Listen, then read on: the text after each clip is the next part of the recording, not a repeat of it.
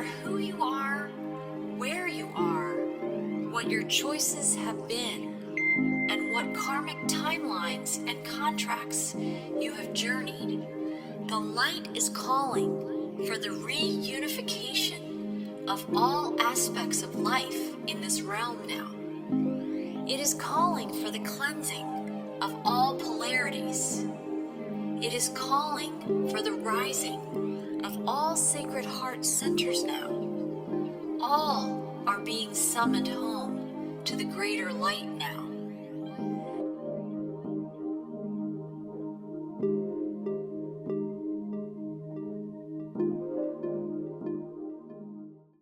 Hi, and welcome everyone to Whole Soul Mastery Sounds of Circles Roundtable today. I'm here today with Dr. Paul Panzica, Patrick Chevalier, Del Sol Etienne, and Matthew Crowfoot. And I'm Marie Moeller, and I'm the host of these podcasts. And we talk a lot about integrating polarity and integrating a kind of wholeness inside ourselves. We're right on the cusp of April 2022 as we record this message today. And I've been seeding in people's conscious awareness in I've had some divine feminine roundtables recently. We've been talking about the energy and this awareness of vibrational echoes and vibrational redos. And that's not something that you can necessarily Google and you're going to see tons of videos on. It's something that I've been feeling in my life. I was shown some examples in real life examples where I had an experience, it didn't go so well. And then 10 years later, I had the same experience, all the same elements showed up again. And I had the consciousness at that time to recognize this is exactly what all the players were there. I just had an opportunity to redo something that had happened before. And it's seated in my awareness since then that this is happening in all of our lives. Now, a bigger example of that is karma, right? You can have old patterning coming up again and again for us to transmute, neutralize that, and transfigure it, as Paul would say, right?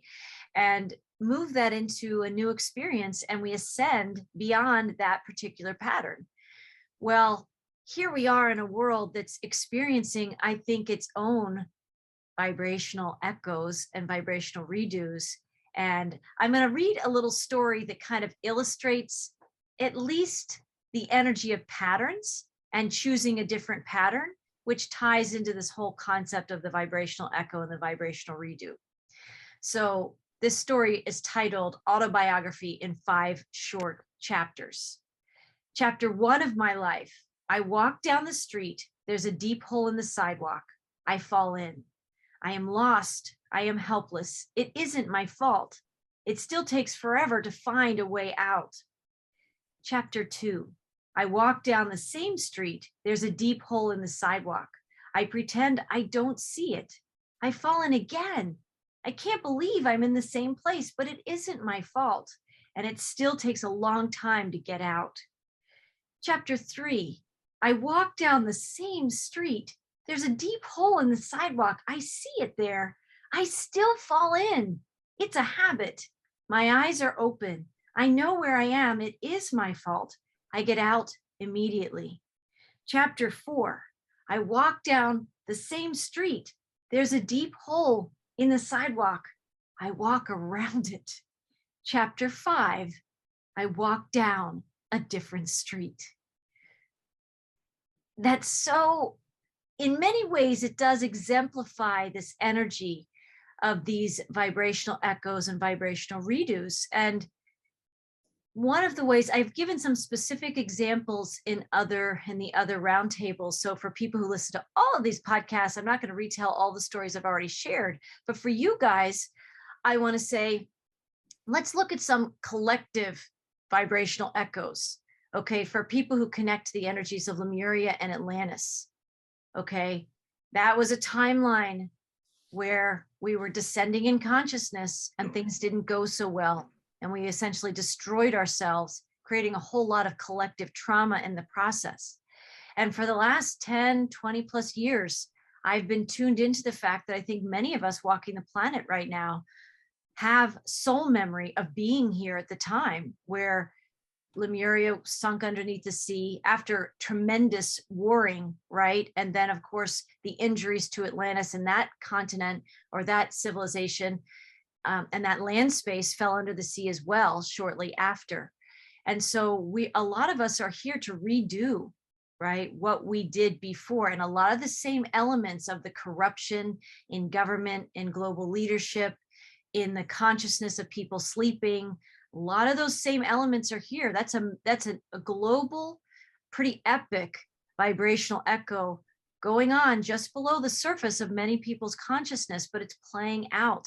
And many of us are here to redo that in this timeline to create a different outcome, to create a different experience, and to transcend the trauma from that previous time.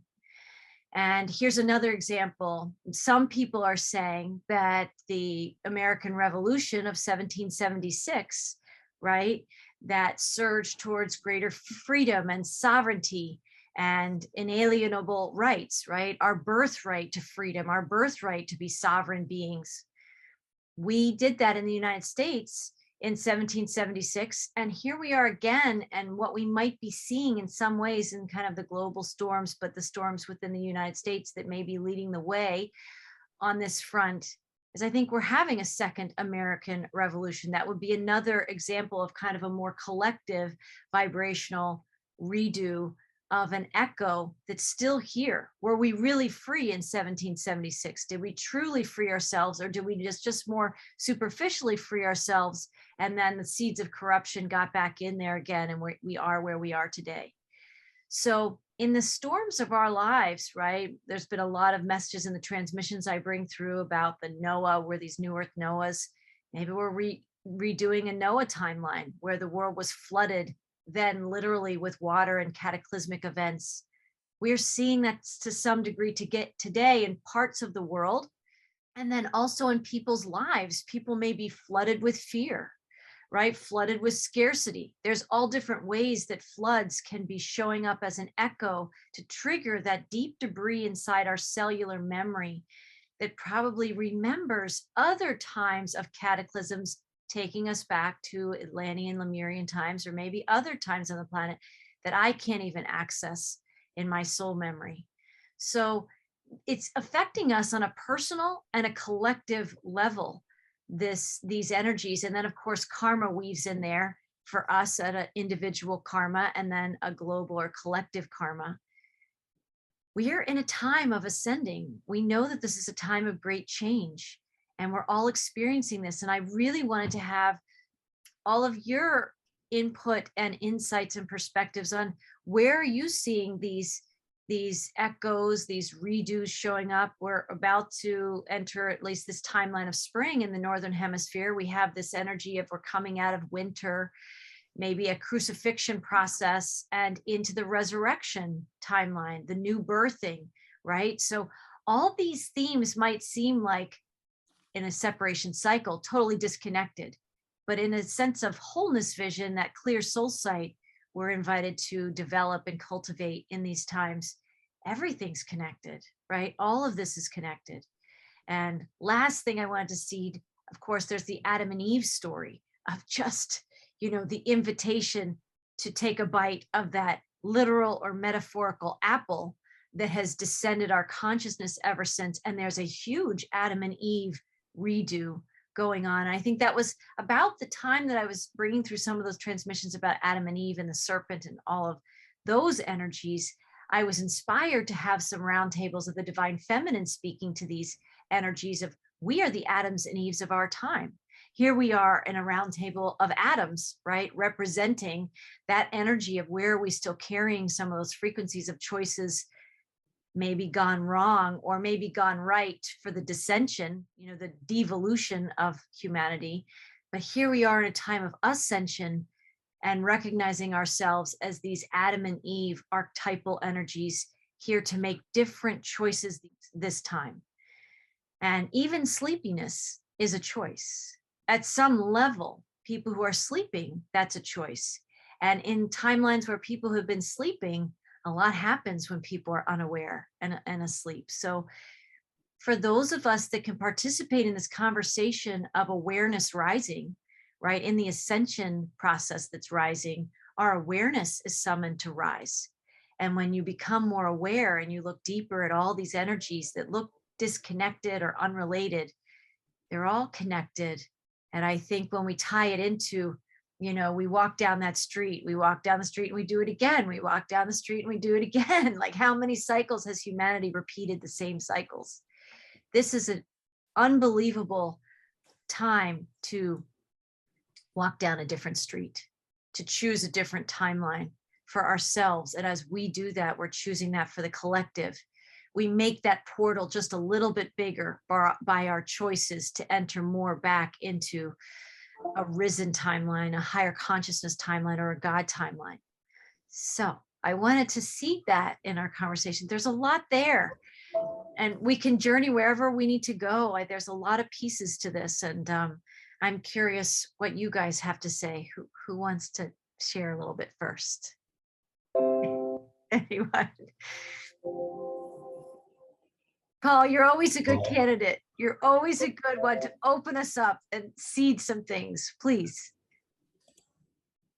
Well, you hit it right on the head, so we can just cut to the chase and we can go golfing afterwards or go to the bar or something like that. Because I mean, your point is well taken. So the time that we've gone through is a descension. And now the time that we're moving towards is an ascension. So in the descent, those things that we did don't work anymore. Just don't work. So I'm at the point where I know I've tried everything I could egotistically, envision, and it never worked. It always brought us back to the same point. If not, it made things worse. So the game is rigged. And you can't win in the game that's being played. So in this life, I've decided that I'm not going to do exactly those things that you've just mentioned, which is I'm not going to walk down the street anymore. It's just not worth it. I don't want to walk down this street anymore. It's in disrepair and it's in bad shape. So listen, I failed many, many, many times before trying to do something and generally inflicting violence on others or creating situations that, I couldn't anticipate that came back to bite us or to haunt us. So this life, I vowed that I was going to go through it completely differently. And even if I fail, at least I tried it. And if nothing else, I could say, you know what? There was a time in my life where I gave up struggling with God. I just gave up struggling because I was brought up as a very secular person, as a very egotistical person. But I can never get away from that question of whether or not God exists, or whether the Spirit existed, or whether Jesus existed, or all of those other things. And so I got to the point where I gave up struggling. I gave up worrying about it. And I basically let go completely of everything. And I just said, okay, we're going to try it differently this time. Show me. And if I failed in this task, at least I tried it. At least I went down this path. And I can tell you right now that was a long time ago. That was over 20 years ago. And it never ceases to amaze me that was there, and that was the path that I was destined to take. I will never turn back from that path. Isn't it amazing to derive meaning from letting go, to surrendering to what you don't know, when all the tools from your 3D toolbox, we've all used them. And they're still there. That toolbox is right there. It's in the garage, but it may be even closer, right? It may be really, really close. So, just like the two voices on our shoulder, right? We always have the option to activate that 3D circuitry that is alive and well inside us, but we're the ones that give it life. And so it's powerful when we make the choice that we're not going to give life to those tools that we can easily just pull out of the box, because we don't want to be in the box anymore. And then when we're aware of that, we make choices to engage more otherworldly tools that don't live in a box, but often have the element of, we don't know, we can't see, but we know those tools are far better than the ones in the box.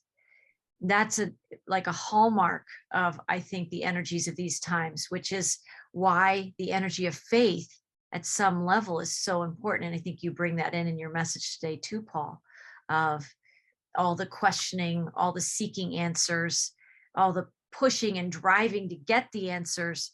And it's interesting, often when we let go and we surrender the need to have the answers, to be led to the answers, that the answers actually come. So your story is so powerful. I think a lot of people can resonate with what you just described. Yeah. Yeah. Thank you. Who else wants to share about any ways that you tap into this? Yeah. I want to piggyback off of Paul through his journey and being the egotistical box that you were in. We have to come to understanding that we sometimes have to step aside, and we have to come to a point of vulnerability and understand that we're not here to do it all by ourselves. And the most difficult thing that any one of us can ever do is to say, ask for help. When we do that, it brings us to the point of our heart opening and understanding that we're part of the collective. We all bring pieces of the puzzle together, not one, but together. And together we're here to do this and build this stream of consciousness that we can't see everything, but I know Marie can, Paul can see from his point of view, Patrick can see from his point of view, and Matthew can see, and others can see from their point of view. And we all bring that view together, and collectively we make the picture. We're creating the picture with that little piece of vulnerability that we're not supposed to do it all. 22 is the master builder, the year of co-creating, collaborating, not for individual, but for all. We all have plans that seed individually that we're going in this place, we're going in this place. But when we take a look and we drop the walls out of the box and we raise that perspective with the vibration, we can see the puzzle being formed. We can see what Marie's doing is affecting Paul, is affecting Patrick, is affecting me, and is affecting Matthew. And then it trickles down. The little drop, it goes out and extends. And we're all transformers. We just can't see the big picture. Sometimes we just have to take a step back and see. Maybe we don't have to walk down the street. Maybe we can walk down the street. Maybe we can raise our head and say, hey, Paul is over there. And Paul's waving his hand and say, hey, walk this way. Don't step into the hole. I've been watching you step into the same hole forever. Maybe that's a perspective that we have to look, just raise our head and maybe see who's around us that's reaching out, grasping, say, hey, we got you. We're not here to do it by ourselves. That's a reminder that I've come to understand, and that I want to bring that forward in this conversation for sure. It's so beautiful. And it's another reflection of the where two or more are gathered, which we've known in that biblical sense that also amplifies manifestations, but it also amplifies that unity consciousness of like, we are, many of us who are willing to walk down the street with our heads up, aware that there's something more to see than the head down perspective and this myopic vision that often lands us back in that same hole again and just repeating those old cycles. But I think where two or more are gathered, there's a frequency of the return. There's a frequency of like, I am another you. There's a frequency of like, together, when we put our willingness to be vulnerable, right? It's like, I won't say who, but someone says peace through strength, right? That's a quote we hear someone in this timeline saying. And I think there's strength in vulnerability.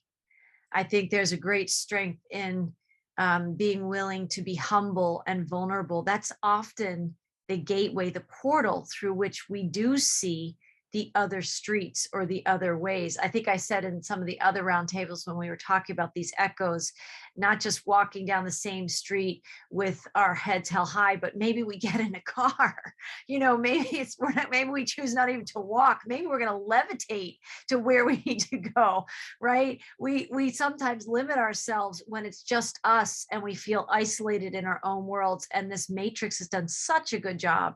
And we've participated in that such a good job of joining that separation consciousness. We were part of forming it. And I find it fascinating. And I so appreciate that there are many of us now forming that precipice, which is turning into a bridge. It's not just a precipice and a ravine and then another side. We are actually growing that precipice into a bridge that other people can cross, that when they get there, it's a bridge. We're the ones at the precipice that are forming it with our faith and our willingness to come together and admit vulnerability and admit that we don't know what we don't know, but that we know the tools we've used on that side of the ravine are no longer working. I think each one of us on this call today can attest to that. I think we've had all of our tests of the tools just unfortunately or fortunately don't work, right? It's both. It's both. There's the shock when they're not working and the growth that's there when they don't work and the challenges we have. And then when we transcend the need for those particular tools, it's a fortunate blessing, right, that they didn't work so that we grow to this next level. And I think we are messengers of that, of like that there's more in the unknown that's a blessing that more people are being summoned to. And the more of us that grow there, that go there, that build that bridge by our faith and our willingness to be vulnerable and change and shift and rise, we're paving a pathway for other people so it's not as difficult, right? And that's when we can have our heads up looking down the street, and more people will be coming looking down, maybe even fearing the pothole and saying, oh my God, there's a pothole in the street, right? They could be going into fear about it, and we could be just on the other side saying, it's okay. You can step to the right or the left, or in fact, I'm sending you a download to levitate. Oh, look, you're flying, right? Right. And all these things are possible when we work together. So it's powerful. It's powerful. Thank you. Thank you, Del Sol, for that. Yeah, Patrick, I'll go. Thank you, Del Sol. I could feel how comforting it was when you just reminded us, and we need to remind ourselves so much that we are not alone and that we're supported in this. And so thank you for that. And Paul, you were talking about, devolution and evolution. And we're at the point right now that we're going back up finally. So that's it. We're not alone. There's a lot of stuff that's behind us to help us. There's the energy of the planet. There's energy coming in from the sun, from the central sun, and all that stuff that's really helping us to move forward and to see those, I'm going to say, damn patterns that are more clearly, things that are in our ego that made us react specific ways that no longer work. It really, I'm kind of repeating what everybody already said, but I mean, that's so true. And it's just not working anymore. And you're looking at your life, you're looking at situations in your life, and you're like, it's enough. It's enough with the suffering. It's enough with the pain. And let's just find a new way and go around a pothole. And all that energy that's coming in is putting so much light into how things could be, all the truths that are coming out. And it's not just globally, it's for each of us individually, because everything is fractal, in my opinion. So it's just an amazing time, and it can be very difficult, very challenging. And it does come back to trust and faith that this light is there, that we are not alone, that we're going back up, and it's just about having faith that everything will be all right, and just remembering also that a lot of the things that we feel might be echoes of what's going on globally. And we are, in a ways, what's the word for that? Like you said, we're paving the way. In a way, we're paving the way for seeing these things and acting differently and waking up a little bit and seeing other possibilities so that we don't fall into the same patterns again. So we just got to trust that what we're going through is for our greater good, but for the greater good of the entire world. Yeah. So well said. I think there's an echo going on even in this conversation of like a resonance of awareness, right? Of we all know what these patterns and these habits are. And the beautiful thing about habits and patternings, the pitfalls that seem to continue to suck us into that hole, or that we consent to be sucked and vacuumed down those vibrational holes, they can be changed. The beautiful thing is with the power of choice, like that's a massive game changer for us. And unfortunately, when people have been so disempowered by the matrix, by their karmic patterning, by circumstances in their life that continue to affirm, I am isolated, I am separated, I am alone. And then when global experiences like this pandemic over the last couple of years, for some people that was a big point that solidified, I am alone. Life is a struggle. Things are painful. The world is just getting worse and worse and worse, right? And other people experience that and can double down and committed if they hadn't already. But like Paul said, I'm moving into surrender. I'm moving into the vulnerability. It's interesting. I don't know if we've had a conversation like that, but at those choice points, we can choose to almost surrender to the pothole and the pattern, or surrender to source and transcending the pattern. And both are surrenders of the one in the 3D matrix is surrendering our power, right? We're giving our power away to something else that we feel is determining our life and defining us. The surrender to source is actually a much more powerful, empowering surrender. It's like, right? It's like strength in the surrender, right? Yeah. But it's a shift in perspective. And until you're willing to play in these more intangible frequencies, right? Less of the, linear time, when we're willing to play in the don't know, in the unknowns, where a lot of our gifts await us. That's a powerful choice to leave the realm that you can see, that you can touch, the tools that are in your toolbox that you can literally go grab some of them. You can go grab a book off your shelf. You can go schedule a session with a therapist. You can do a lot of things that are tangible things that we can do in linear time. But boy, it's a powerful inner decision that happens when we say, this is so much bigger than those tools that I have right now. And that's a big part of the surrender process. Like, whoa, this is way bigger than me. And that's the tsunami of change that flows into our life, that when you're willing to say, oh, it's so much bigger. I think I need a little help from something that isn't bound by linear time, which means I need some bigger help from the etheric realms or from source directly. It's powerful. Everything that we're talking about, it all weaves together and is a reflection of this same conversation. And I think a lot of people can feel what we're speaking to today. We've been going through it as a collective, and the invitations to the potholes, or the invitations to rise beyond them. So Matthew, would you like to share something? Hey.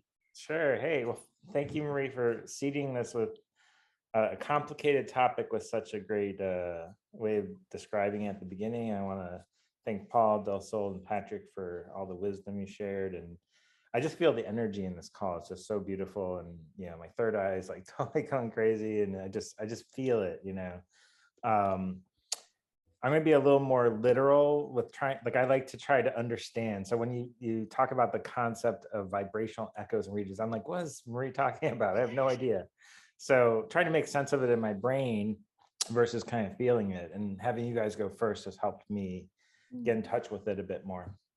I really get this sense of like the ocean, you're standing on a beach and the ocean, the tide's going out and it's coming back in.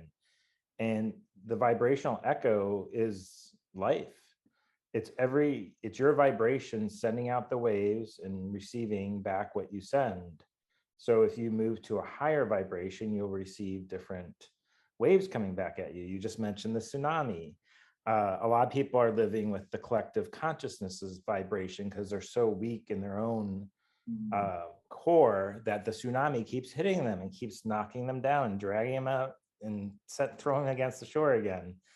And the last few years have been an invitation to go really deep for some of us to create enough power, enough grounding, and enough presence so that we're starting to send out the vibration of waves to the ocean, and it's bringing back a soft, gentle experience through this chaotic time. And we're affecting those around us as we ascend and go to higher vibrations. We're giving the invitation for the people around us to join us in these more gentle experiences where we can actually have some grace through this process. And sure, there's going to be some waves and it's going to be, like you're going to get tossed around a little bit, but it's not nearly as chaotic as it is for some people that have their head down, like you said. The redo is every moment of your life is an invitation to change, to do it differently. So every moment is the redo. I think Dr. Dispenza talks about every morning when you wake up and think the same thoughts, you create the same redo of the vibration you had the day before. Are you going to change your thoughts? Are you going to change your vibration today consciously because you're aware that you can and that you have the power to do that? And if you take that opportunity, you can ascend to the higher vibrations and have a much more pleasant experience. That was amazing. That was just such a beautiful illustration and depiction of the same language of the vibrational echoes and redos. And when you were talking, and I felt like the energy of the shore, and what you put back comes back, what you put out comes back, and the waves, they can be gentle or they can be super stormy.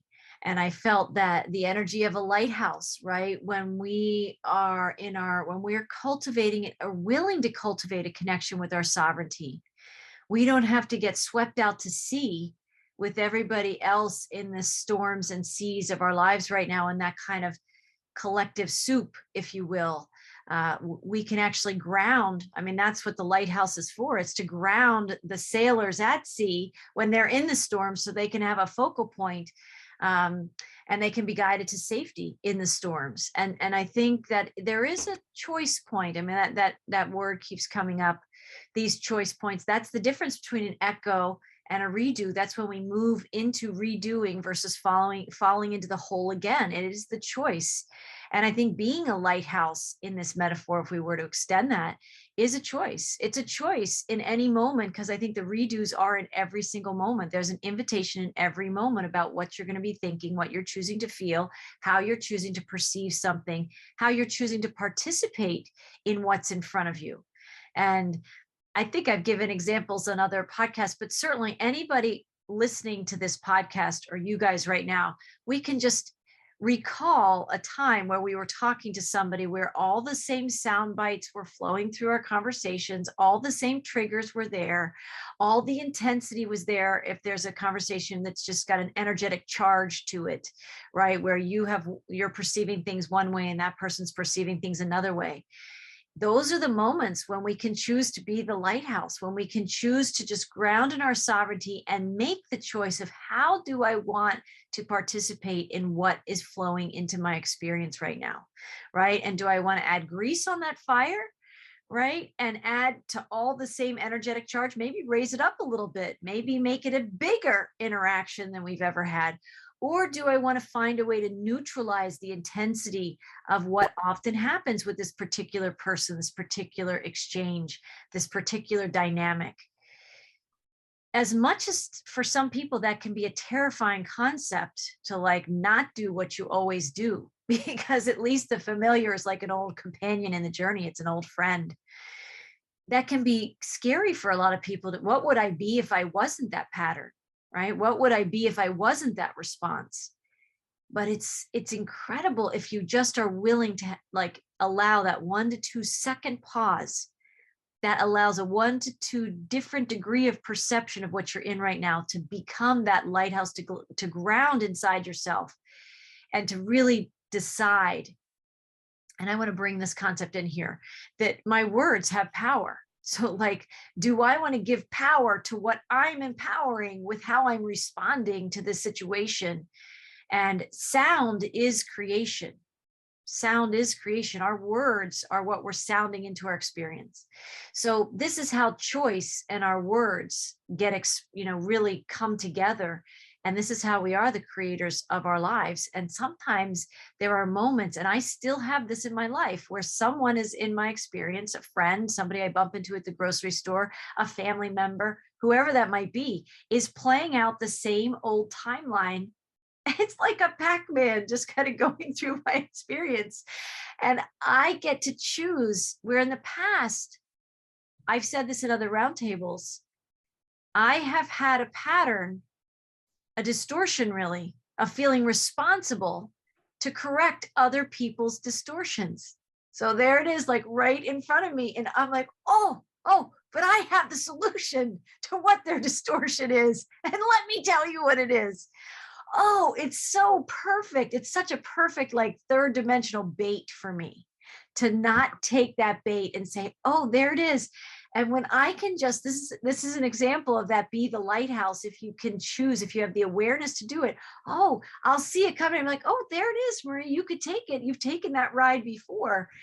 And and you know where it goes, down, right down the pothole, right? You go right down. And then afterwards, you have that vibrational echo of yourself, of the remorse, the like, oh, I didn't have to say that, or I didn't have to say it that way. I didn't have to interact with them like that. I could have just taken a breath and let them keep going. Oh, well, I just grounded and let them have their timeline of experience, their part in the pattern. It's hard to have a dynamic, which is dynamic, two people. It's hard to have a dynamic if one person isn't participating in the old waves of energy anymore. It changes things. It changes things. And if you have enough of those experiences, I didn't get to the point where I had something positive to say that shifted it. A big change for me was to just be present and not say anything.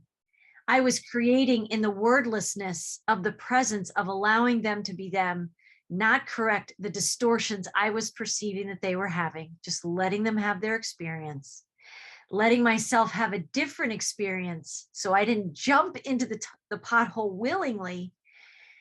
And that was my way of walking around some of those potholes and redoing things by the conscious decision to pivot and make a different choice, to not engage that old timeline that was saying, do you want to play? It was more than the person in front of me. It was way more than that person, right? Because it was the pattern. The pattern was saying, do you want to come and play with me? Sometimes I'm still tempted to say yes, because it's so good sometimes to just get right in there with my old self. But my higher self knows there's nothing for you there. There's nothing for you there. Do you guys kind of know the feeling that I'm talking about? The job of the lighthouse is to illuminate the potholes so no one falls in. And when you get down in there, both of you fall in, right? So you got, Right. if you're going to be the lighthouse, you have to be the lighthouse, right? Good. So well said. So well said. Yes. When we come to a point of allowance, we consciously step back and understand that this is a planet of free choice, and all choices must be honored, whether or not we can see and make those corrections for others as to engage. When we do, we're going down that pothole. So we step back and we allow them to choose that experience for themselves. And in doing so, those seeds of intentions that we have dropped maybe 5 or 6 months ago, they'll eventually come around and it's like, hey, Marie, I need some help. Remember that conversation that we've had 6 months ago when you were talking about, you may or may not remember, but then, yeah, I remember. Those seeds will come right back around when they are ready. So it is a part of allowance and allowing them to choose their own experience until they overcome and they go to and move to the next level. Then we're all there waiting for them to assist them when they're ready. And like you pointed out, the vulnerability earlier, I think that's where the empowerment comes, in the willingness to what might seem like vulnerability, to not respond, to not engage, to not stand up for yourself, to not correct them, right? Or other ways we can engage. That's where the strength, vulnerability becomes awareness. Vulnerability alchemizes into presence, right? Which is where the real healing begins for you and for them. For you, in the power of yourself to not jump into the 3D matrix as bait and fall back into the pothole and vacuum both of you down into it. It's really powerful when you know, I can walk down any street, there can be 50,000 potholes and I don't fall into any of them, right? But you Yes. have to be willing. You have to be willing initially to experience some of what your ego might say. Oh, here we are. That's really smart, being vulnerable, not protecting yourself and all those defense mechanisms. The ego is going to have a lot of things to say of like, why aren't you responding? Why aren't you reacting? Why aren't you doing something for us? And that's when the higher self has to say, oh, but I am doing something for us. This I'm is not doing our something. battle. This is not our battle, Ex- right?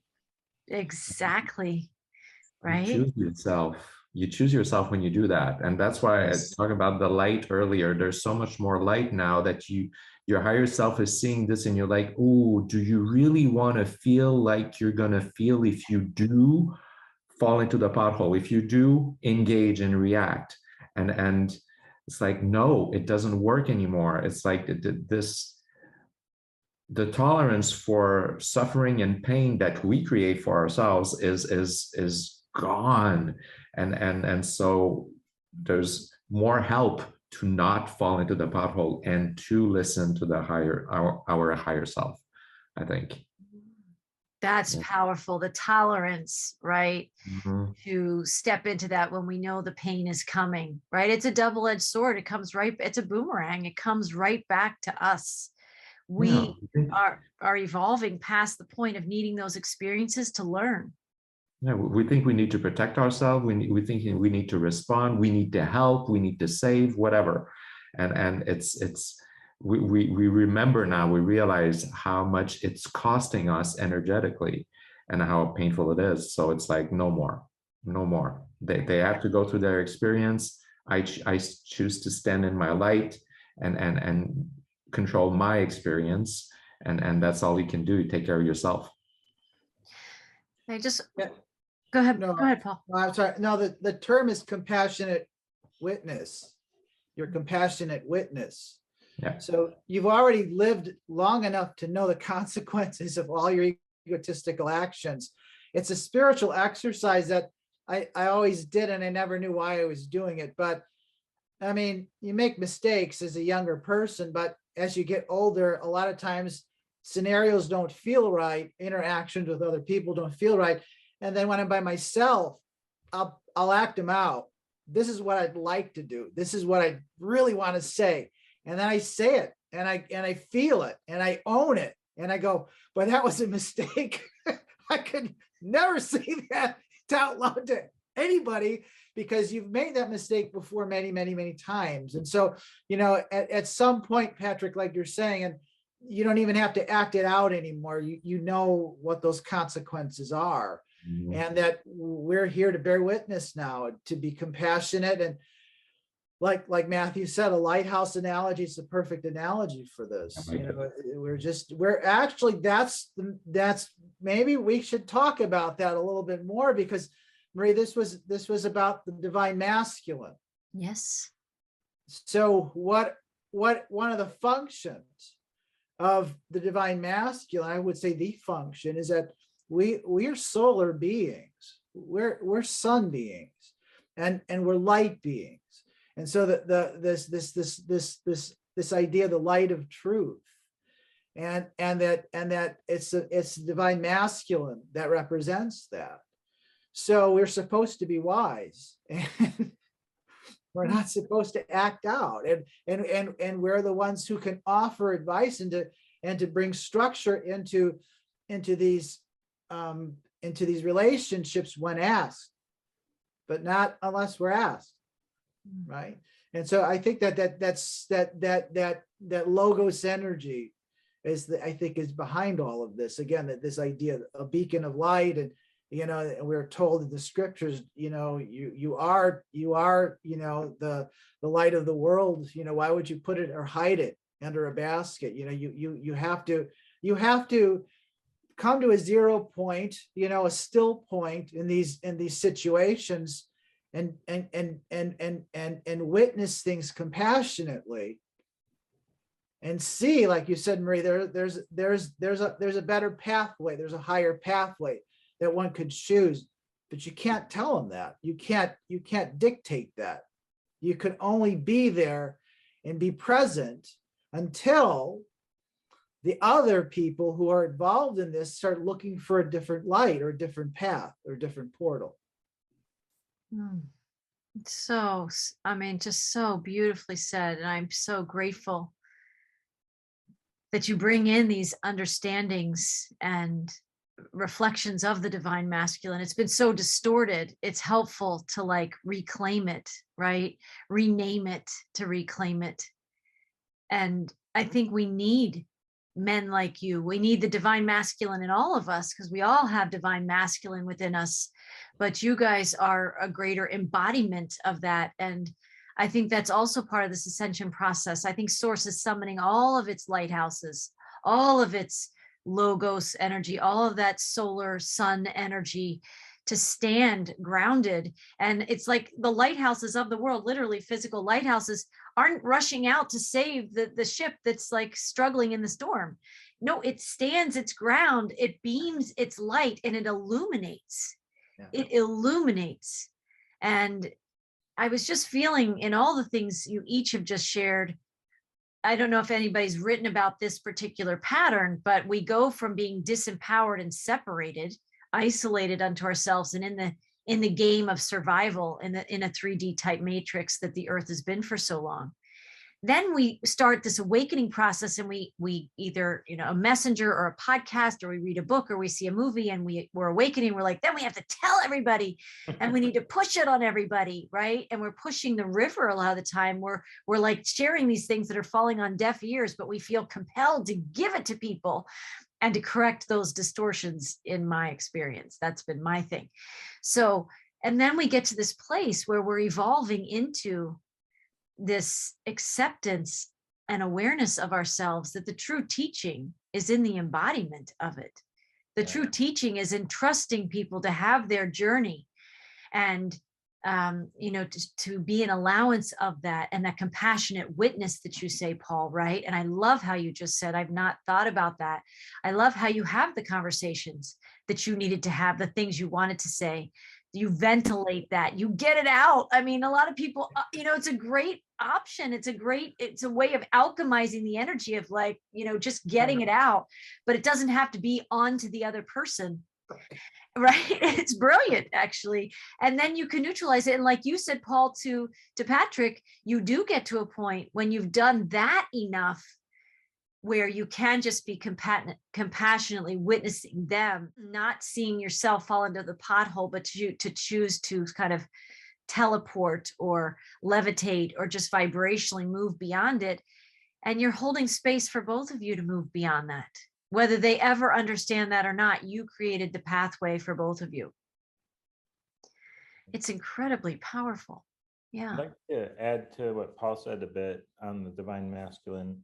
I think just having presence is very masculine. And in order to be present and to create that safety and structure for the world, you have to do your own healing and your own inner work. And it's kind of like the lighthouse that you said, Marie. Imagine the lighthouse that's not grounded itself, and the light's flickering and like going all around, and it's giving out really chaotic messages to the world around it. So it's not doing a very good job of protection and safety and illuminating the potential problems, right? The shore, the rocks on the shore of life. So, that's why, going internally and doing our work first allows us to be the divine masculine. In our world, the masculine's just been perverted and corrupted so much at this point that you have to heal from that and step out of that and show up with the divine masculine as opposed to like the toxic masculine, right? And we're seeing that opportunity come now, which is great. And we're seeing the rise of the divine feminine as well, which is leading the way. So we can now go back to our proper place. Instead of dominating the feminine, we can actually go to the bottom and support the feminine, which is the creation of the new earth that's coming, right? So. Wow. Wow. Yeah, I'd also like to add, and if we're looking at it from that perspective, let's say that, that what is the function of the divine masculine? And a lot of it is light and the light of truth and channeling that into this reality. But I would completely agree with Matthew is that we're here to protect innocence also, right? And we're also here to champion divine justice. Divine justice is feminine. She's the one who holds the scales. I've talked about this many times, but we're the ones who protect her and allow her to hold the scales. We're not fit to hold the scales. Divine feminine is, but we're there to protect that justice in order for all of us to live in peace. And so there is that warrior energy and the divine masculine energy, but that's where it needs to be channeled in that direction. It can't through power hold the scales. It's not universally, it's not in harmony in a universal level. It's a higher ascended level. That is something that has always been given to the divine feminine, is to preside over the scales. We also, as we begin to balance those energies within us, the vulnerability part is very, very integral. And when we stand and we shine that light, we can increase the intensity of that light. And while the feminine does her thing, does their thing, and holds the scale, we're there illuminating everything around them, allowing them to see even further, because we can push the envelope. As Paul said, we are wise. As Matthew said, we are grounded and we stand, and we don't want to flicker. We want to shine as bright as we can embody our totality, so they can do the work that they are here to do. And as each masculine stands, imagine the light and the luminosity that can encompass the entire world, entire vibration and the frequency that goes out. And then the feminine is there doing their thing while it's a harmonious balance of what we have as being a witness, being vulnerable, as having a total allowance. As we stand in our truth, we're allowing our lights to shine even brighter. Absolutely. Absolutely. Gosh, so well said, so beautiful. I think that just all of us are kind of marinating in the energy that you guys are streaming through, and we need to hear more of this. It's like that divine masculine in men needs to heal and step forward, right? And it starts with that inner work. And I think there comes a point in people's lives, the men of our world, where each one of you in this respect, and each one of the women that carry the divine masculine inside ourselves, it's setting down the old false masculine toolbox, right? Because that's a global situation that we see that must alchemize in the crumbling that's happening. That is part of, I think, the greater divine plan, is God is crumbling that distorted masculine toolbox so that we can make the choice to rise. But each person that sets down the toolbox steps into more of the grace of what we are. And a divine masculine lighthouse, right, still needs the divine feminine counterpart. And this is the same energy of where we have to work together. We must work together. It's not that we don't have all that we need to be us and be the best version of us we can be, but we must work together. Must. And I think the crumbling of this world is showing us just how ineffective the old ways are now. And and again, I think the world has to see things crumble before we get some people's attention to say, How's that working for you? Is that working for you? Maybe it has to impact your health or your finances or your security or your family. In some ways, it's got to touch every person's life personally. I think the pandemic has done that to some degree, but people have a lot of tools in their toolbox that they can get by. I think the squeeze that's on in the ascension process is it's going to squeeze enough that everybody will feel that the tools don't work anymore, and they will find their way to this compassionate witnessing and stepping into partnering with the divine masculine, allowing it to step forward. This vulnerability piece, I think, is really important because it's in our willingness to be humble and vulnerable before source energy, before the cosmos, before this greater creation, to basically say what I have isn't working and I don't know what's next for me, but in what you will show me, I am willing. And then we allow in the truth and we allow in these new tools. And I love how you said, Paul, about the masculine's role in protecting innocence. I think the innocence of this world is all but gone, right? In some ways, at least in this 3D matrix, it's the serpent has usurped that. It has been a huge food source for that serpentine-like energy, the darkness, the shadow side of this experience. And like a Pac-Man just eats it up, right?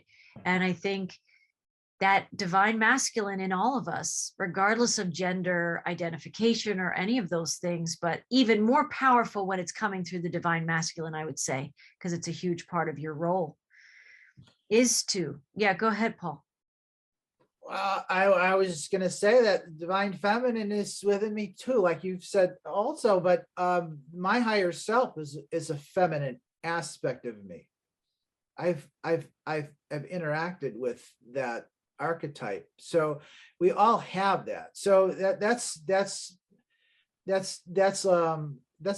psychology, you know. There's and that's analytical psychology where we all are hermaphrodites in that sense. So, you know, if you look at the Kabbalistic ideas, that the ideas of the Kabbalah, which is maybe timeless, nobody knows how old it actually is, and then they have this idea of the Sephiroths, or the manifestations of God. There's a focal point where God manifests from, and it's always represented by some type of you know, like an archetypal picture. And so the picture of God as a king, but he's in profile, so his side of his face is facing outwardly, but the two manifestations, or the two energies that manifest from that king, is a queen and a king again.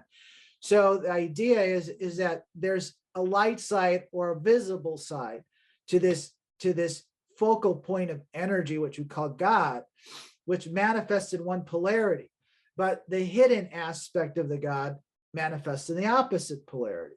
So we are all created in the same image, and so in that image that we're a microcosm of that macrocosm.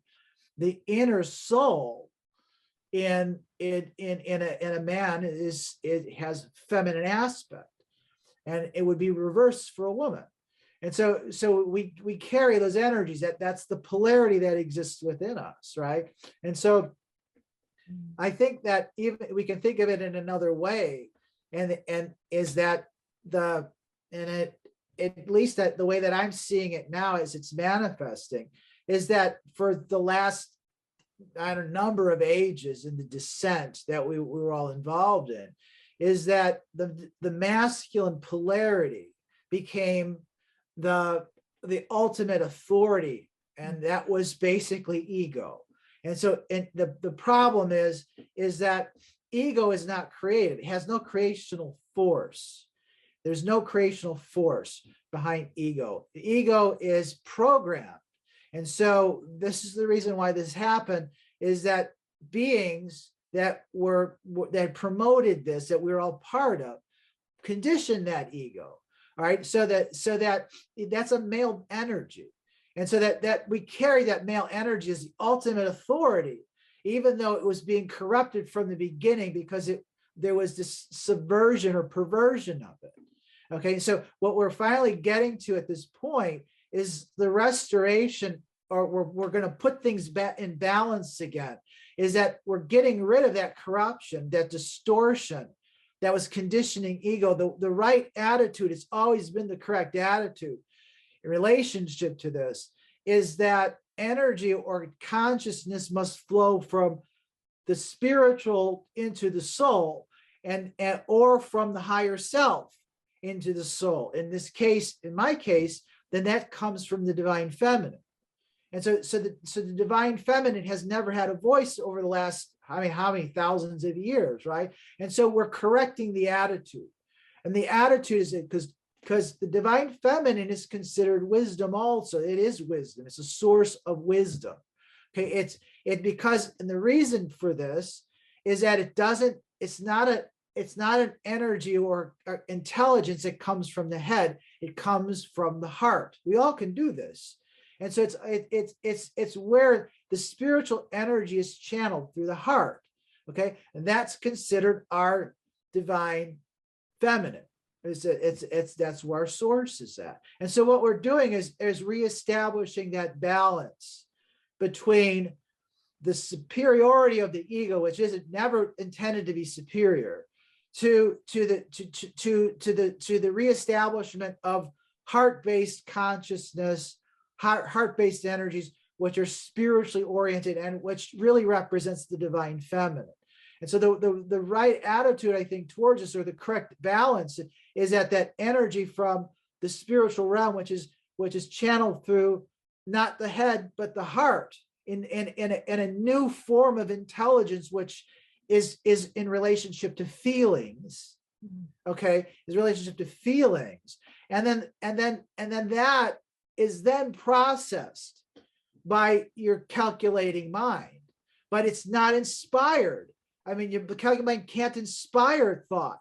It's inspired through the heart. So the correct attitude is that the ideas, the creational ideas, flow through us from the spiritual realm through the heart, and then it's the calculating mind, which is more masculine, that manifests those ideas on the physical plane, right? Mm-hmm. But that same relationship has to exist not only within us, but within our interactions with people from the opposite gender. You know, that has never been established over, the last thousands of years. And so that has to be reinstituted back into balance.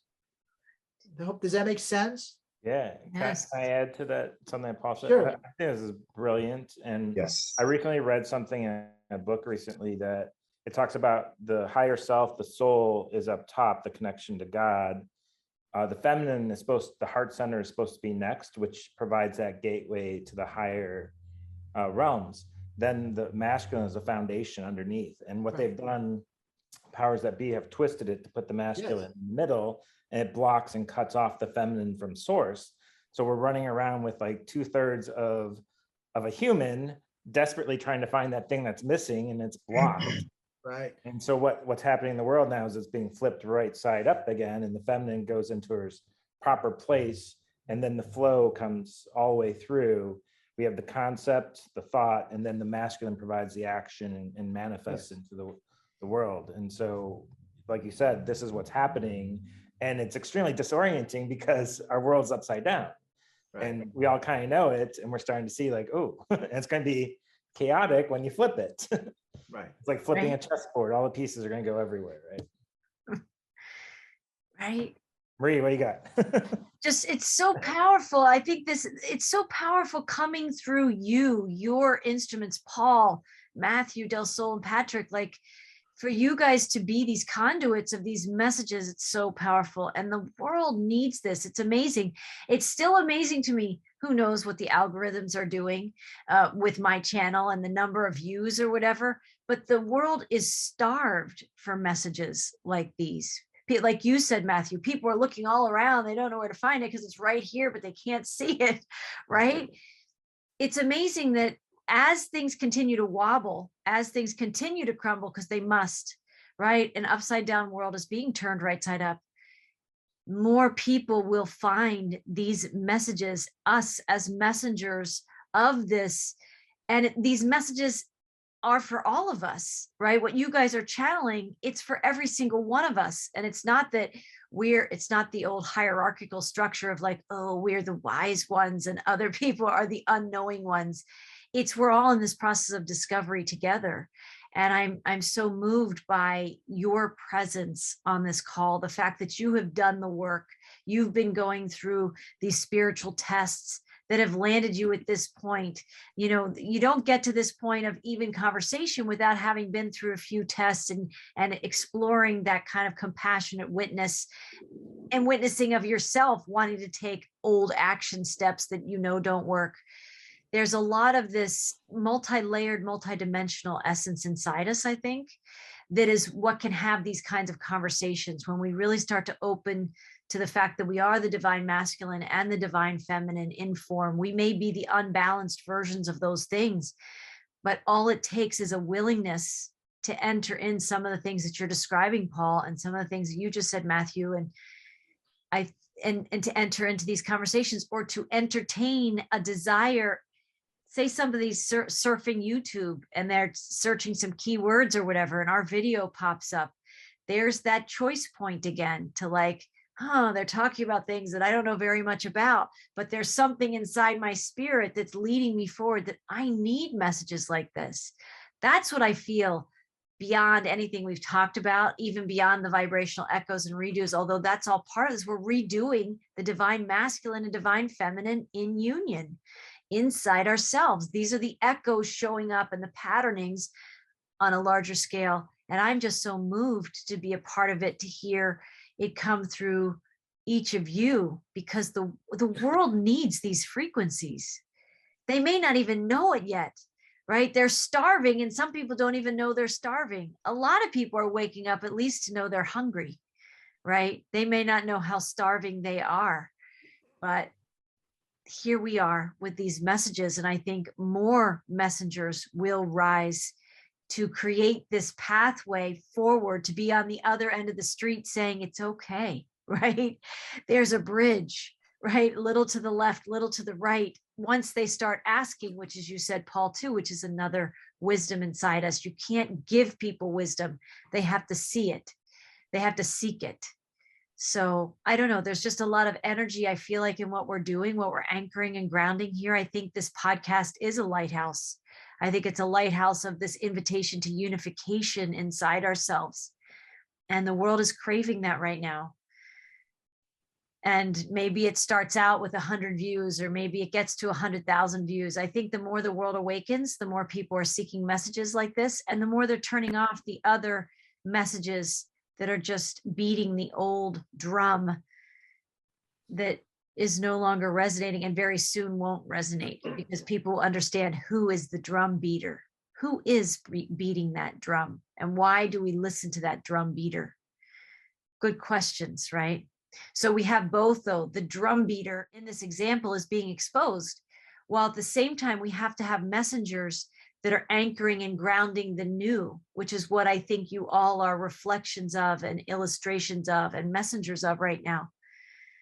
This is the right side up world that we're moving into. There are going to be many men living this way, right? And maybe a question to round this out on for now is, I bet that's an experience you all have. How many men in your lives are living this way, right? Is it few and far between? A little bit. There is a few far in between, but as the way showers we are paving the way for others to come. And that is increasing our vulnerability and opening our hearts and really leaning and understanding our emotions and how we connect to the divine feminine through these etheric connections that we have. And as we do this, we're showing others that it can be done. And there is another way of looking and understanding things, rather than we have to retrain the ego and understand, let the ego know that, hey, we're moving into these new energetic excursions. You don't have the experiences to take us to where we need to go. We have to rely on our heart and being vulnerable, and we have to get those messages through the divine feminine aspect of us. And we can see the divine feminine doing, and we can embody that as we gain perspective of moving forward and embodying that totality within ourselves. So we are showing them just by doing, and more are stepping forward and asking those questions. How did you get to be so calm? How did you get to be so wise? Where do you go? What do you do? And at that point, we'll sit down and we'll have another roundtable and give them those answers and those examples and provide that knowledge for them. So we are laying the groundwork. Not that we're not like doing anything, but we're doing more than we think that we are. Well said. Well said. Yeah. I find that we're starting to coalesce in groups of people. So I might not see it as much, but as people be the lighthouse, you can see the other people holding that role. And like just this roundtable is a perfect example. We've all come together, around a common theme, right? And so you start to meet more of the divine masculine, and that's embodied as you get out in the world and live that way, right? Well, I wanted to round this out maybe by saying we started talking about echoes and redos, and if an echo is defined as the return of sound, basically, and sound is creation, and we're creating a new world, we're creating a new earth, we're the conduits of that creation that is summoning this integrating at least masculine and feminine inside us. Del Sol, I don't want to put you on the spot, but I wanted to ask you, would you be willing, if there's a little message through light language, which is sound, right? Sounding in this unification, sounding in this this rising of the divine masculine and divine feminine working in union. I just wonder if there's a little message that you'd be willing to share. As this roundtable began, the energy started filling the room, and we were waiting for the opportunity. So I think we're ready to embark on this. As we gather, we're gathering as one. Anehe toturun turusutu ete shete in nanahai suur tun nihi itawato osh oton norehe te ekan tawashu urehe nenehe raisi ur ne etawato osh surun taisi ur te etashkutune hi wato osh. Allow our hearts to really open and expand, and to allow the energies to really flow. The blocks that were there, allow them to dissolve. And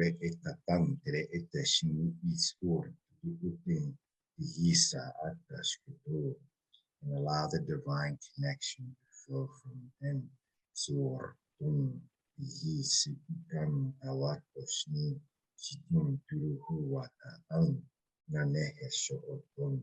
No dejes ahí.